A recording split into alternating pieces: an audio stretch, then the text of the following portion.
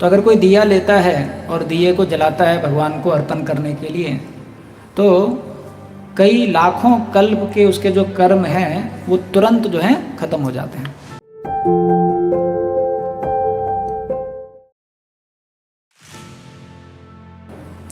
तो अगर कोई दिया लेता है और दिए को जलाता है भगवान को अर्पण करने के लिए, तो कई लाखों कल्प के उसके जो कर्म हैं वो तुरंत जो है खत्म हो जाते हैं।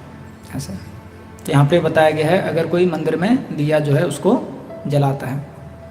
उसके बाद बताया गया अगर कोई व्यक्ति इस पूरे महीने सिर्फ एक बार खाता है दिन में, तो बहुत प्रसिद्ध हो जाता है, बहुत शक्तिशाली हो जाता है, ये बताया गया।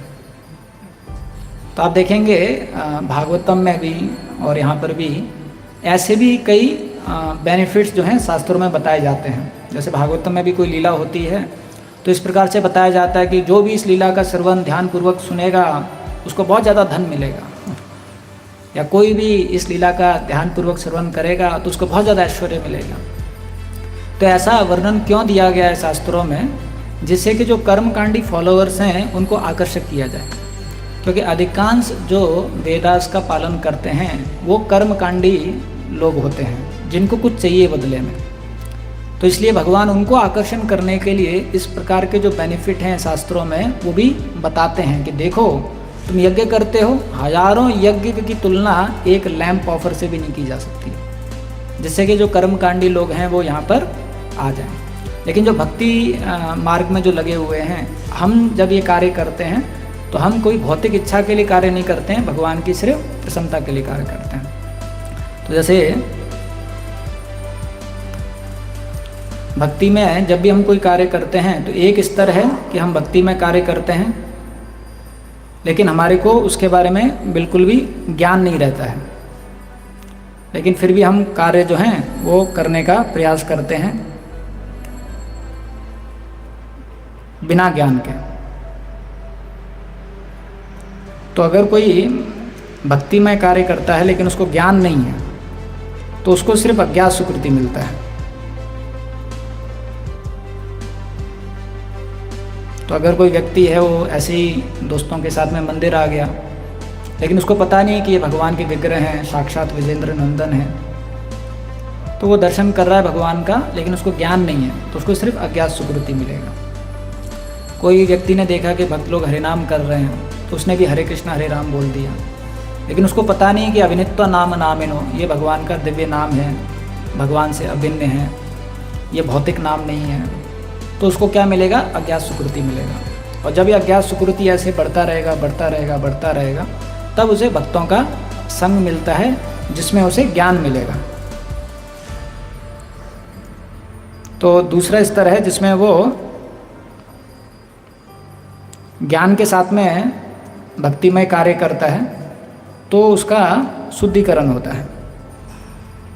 तो आप देखेंगे जो जिनको ज्ञान हो जाता है कि अरे ये बहुत आध्यात्मिक चीज़ है, अभी मैं बहुत जप करूँगा, मैं बहुत भागवतम का श्रवण करूँगा, मैं बहुत अच्छी तरीके से कुछ भगवान की प्रसन्नता के लिए जो भी उसको ज्ञान है उसके आधार पे बहुत जो है वो कार्य करता है, भक्ति में कार्य करता है, तो उसको प्यूरिफिकेशन मिल जाता है। तीसरा स्तर है उसको ज्ञान तो है, उसको पता है भगवान का नाम दिव्य है, लेकिन वो बहुत ज़्यादा भौतिक इच्छाओं से आसक्त है। तो उसको ज्ञान है लेकिन बहुत ज़्यादा उसके हृदय में भौतिक इच्छाएं हैं। तो भले ज्ञान है, उसको भक्ति में कार्य भी कर रहा है, लेकिन भगवान जो हैं क्योंकि वो देखते हैं कि अपनी भौतिक इच्छाओं को छोड़ने के लिए तैयार नहीं है, तो भगवान क्या करेंगे? उसकी भौतिक इच्छाओं की पूर्ति कर देंगे। अब भौतिक इच्छाएं रखते समय भी दो स्तर हैं।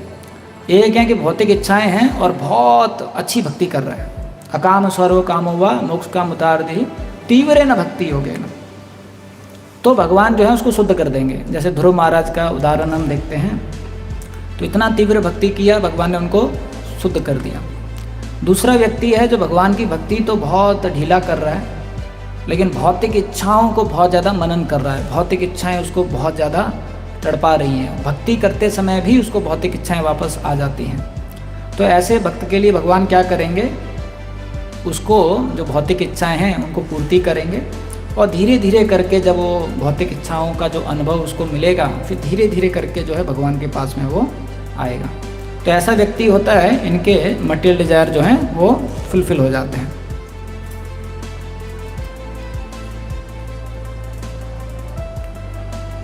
अब चौथा है जो ज्ञान के साथ में भक्ति करता है, उसको ज्ञान है,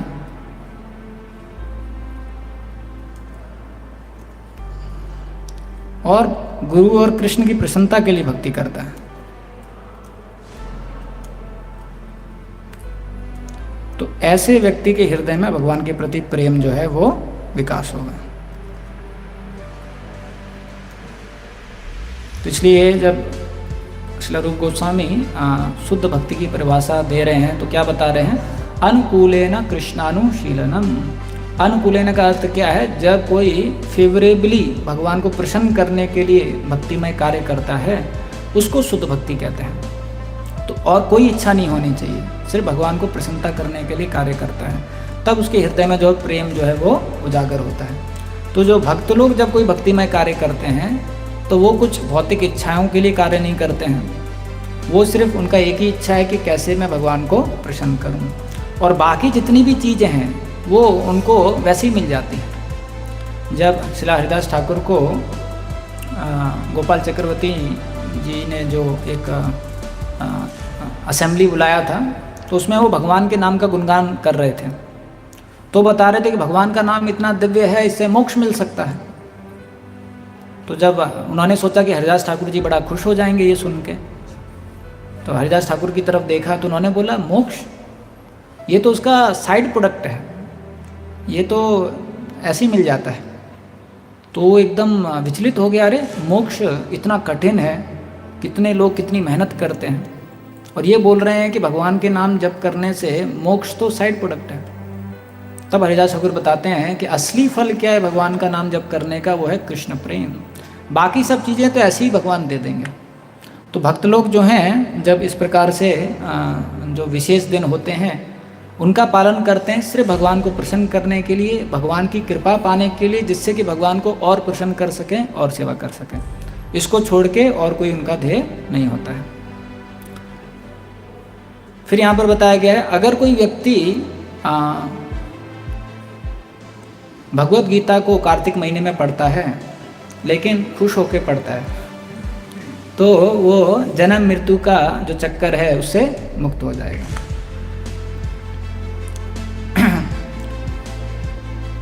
फिर बताया गया है कि अगर कोई व्यक्ति जो है बहुत सारे जितने भी तीर्थ हैं उनमें जाके स्नान करता है, हर जगह दान देता है, लेकिन वो कार्तिक महीने का जो नियम है, कार्तिक महीना जो है उसको पालन करने की तुलना में बहुत इनसिग्निफिकेंट है। और नहाने का भी बहुत ज़्यादा महत्व बताया गया है। अगर कार्तिक महीने में सुबह कोई व्यक्ति स्नान करता है ब्रह्म मुहूर्त समय में तो उसको सारे तीर्थों में स्नान करने का फ़ायदा मिल जाता है। तो ये ब्रह्मखंड में ही एक कहानी आती है कि एक बार जो सत्यभामा है वो कृष्ण भगवान से पूछती हैं कि भगवान आपकी तो इतनी सारी रानियां हैं लेकिन मैं आपकी इतनी प्रिय कैसे हो गई? तब भगवान बताते हैं कि पिछले जन्म में आपका जो जन्म है एक ब्राह्मण थे जिनका नाम था देव शर्मा, और उस ब्राह्मण की पुत्री के रूप में आपका जन्म हुआ था और आपका नाम था गुणवती। और समय के साथ में देव शर्मा जो हैं उनके एक शिष्य हुए जिनका नाम था चंद्र शर्मा। तो देव शर्मा ने चंद्र शर्मा का विवाह जो है अपनी पुत्री गुणवती के साथ में किया था। अब एक दिन देव शर्मा और चंद्र शर्मा जो है जंगल में गए थे लकड़ियों को इकट्ठा करने के लिए, और उसी समय पर एक मानव भक्षी राक्षस वहाँ पर आक्रमण किया और उसने दोनों का वध कर दिया, देव शर्मा का भी और चंद्र शर्मा का भी। तो जब ये गुणवती को पता चला तो उनको बहुत दुख हुआ, और उसी समय पे उन्होंने सोच लिया कि अब मैं अपने जीवन में सिर्फ विष्णु को ही, भगवान को ही अपने पति के रूप में स्वीकार करूँगी। और वो क्या करने लगे, जो कार्तिक महीना आता था हर साल में उसको अच्छी तरीके से पालन करने लग गए। और ख़ास करके वो क्या करती थी, कार्तिक महीने में प्रातःकाल सुबह यमुना में जाती थी और स्नान करती थी। तो ऐसा करते करते वो बूढ़ी हो गई।